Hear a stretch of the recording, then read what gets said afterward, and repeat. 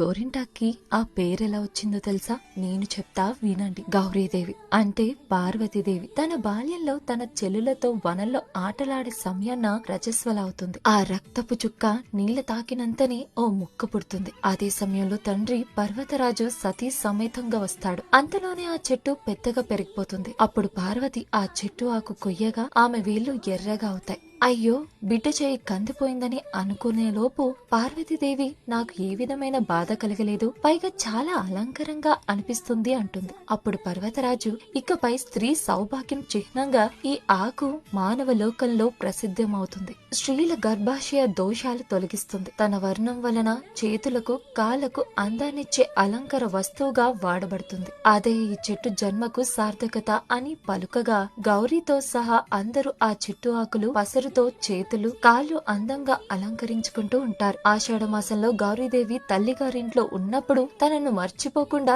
తప్పక పెట్టుకోవాలని ఆ చెట్టు కోరిందట. ఆ విధంగా గౌరీ ఇంటి ఆకు కాస్త గోరింటాకయింది.